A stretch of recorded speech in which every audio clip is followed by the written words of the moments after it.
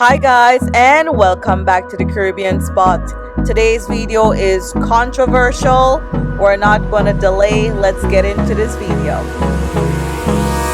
So Ben Shapiro wants Trump to pardon Derek Chauvin. Yes, that same police officer Derek Chauvin who murdered George Floyd. And here comes Elon Musk. He weighs in on the matter and he says, something to think about. But is this about justice or power? Today, we're breaking down why Shapiro wants Chauvin pardoned, how valid are his arguments, what would a pardon actually do, and what would it mean for the justice system. But before we do that, I want to know your thoughts on the matter. Do you think that Chauvin should be pardoned? Put your thoughts in the comment section. Okay, so if you're like me, you may not know who Ben Shapiro is. I found out a few minutes ago that Ben Shapiro is a conservative political commentator, co-founder of the Daily Wire. I've heard of the Daily Wire because of Candace Owens. She used to work for them, right?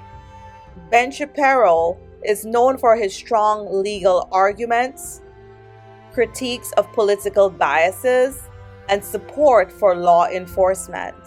He argues that Chauvin's conviction was politically motivated and that he deserves a presidential pardon. Again, here comes Mr. Elon Musk. He reacted saying, "This is something to think about." But what are we supposed to think about? Let's break it down. Let us revisit the George Floyd's case. What really happened? On May 25th, 2020, viral footage showed Minneapolis officer Derek Chauvin kneeling on George Floyd's neck for over 9 minutes. Floyd's last words, "I can't breathe," became a global movement. Protests erupted worldwide, from New York to London, South Africa to Paris. Chauvin was arrested, charged, and convicted. Let's focus on the legal case. So, Derek Chauvin's court case and sentences. He received 2 sets of sentences. The first was state charges, right? He was convicted of unintentional second-degree murder, and that's at the state level, third-degree murder, second-degree manslaughter, and he was sentenced to 22.5 years in state prison. Then you have the federal charges, where he pleaded guilty to violating George Floyd's civil rights. And for that, he was sentenced to 21 years in federal prison. Here are the facts. His guilty plea means he admitted he used excessive force in a way that broke federal law. Mind you, I was not there, so I wasn't sure if somebody coerced him into doing this, if he was pressured into making this guilty plea, right? If he was told, "Hey, you better say you did it," right? Just make sure you said you did it because everybody in the media knows that you did it. I have no idea. But what I do know is that the fact in this case is he pleaded guilty. He admitted that he used excessive force, and that broke federal law. Okay, so now let's examine Shapiro's reasons for a pardon. Shapiro's justification number 1. He said that Chauvin's trial was unfair due to media pressure. Here's the truth. The case was highly publicized, and jurors were aware of the nationwide protests. But here's a counterpoint. The jury was selected through a legal process to ensure impartiality. My analysis in this holds for justification number 1. While publicity was extreme, U.S. courts have safeguards for fair trials. Is that enough to overturn a conviction? That's up for debate. So here's Shapiro's justification number 2. He argues that Floyd had drugs in his system, meaning Chauvin didn't cause his death. Well, here's the truth. The autopsy showed Floyd had fentanyl and meth in his system. But here's the counterpoint. The official medical report ruled his death a homicide due to asphyxiation, meaning the lack of oxygen. So, my analysis of justification number 2, the presence of drugs is relevant. This is something we needed to know. But it doesn't negate the fact that Floyd died while Chauvin was kneeling on his neck. That leads me to justification number 3. And again, Shapiro argues this case was political, not legal. Here's the truth.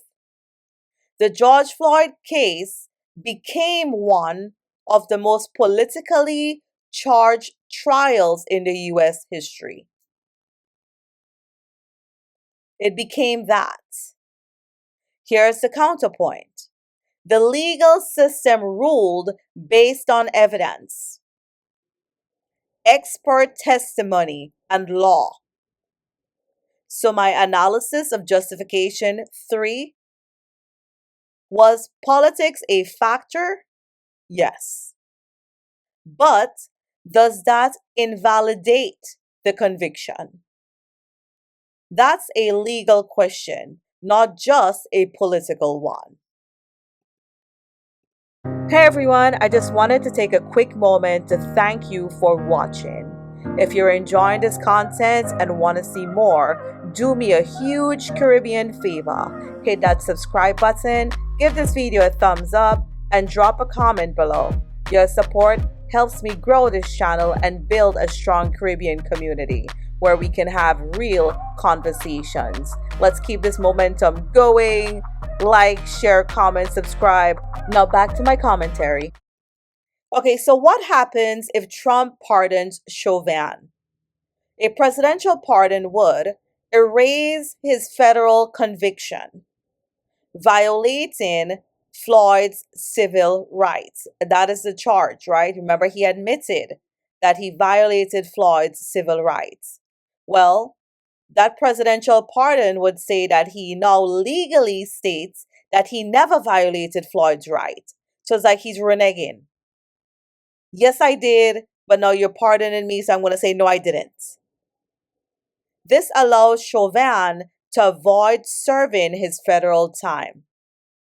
If a legal loophole reduces his state sentence, his federal pardon would remove his federal sentence entirely, meaning he would be released much sooner. So here are some facts. Chauvin's murder conviction still stands, but a pardon removes an important legal consequence.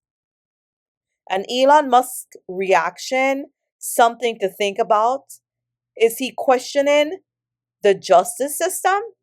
Or is he supporting the idea of police officers getting pardoned? Elon's words are intentionally vague, but they fuel the debate. So what does this mean for the justice system?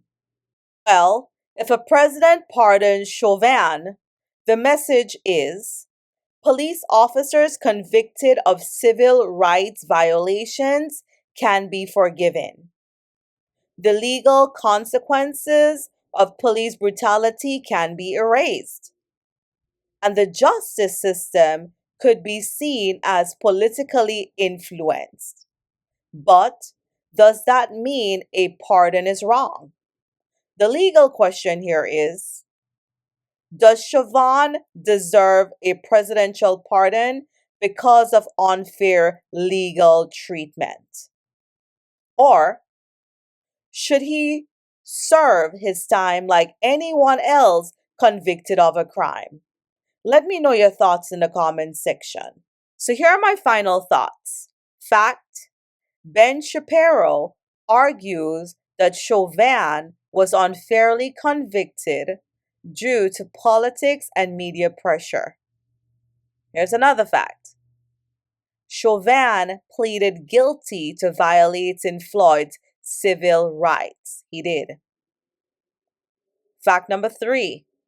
A pardon erases his federal conviction and could reduce his total time in prison. So the real question is this about justice or power? Should police be held accountable regardless of public pressure? Or does the system have bias that makes a pardon necessary? What do you think? Would a pardon be justice or a dangerous precedent? Okay, guys, well, this is all for this video. I presented to you the facts. I hope that I was fair in my delivery. And let me know your thoughts in the comment section. And don't forget, like, share, comment, subscribe, and share the video. Get somebody else in on the conversation, right? Send it to your mom, your dad, your grandma, your auntie. Anyway, love you guys. Stay positive. Stay grounded in God. See you on the next video. Bye.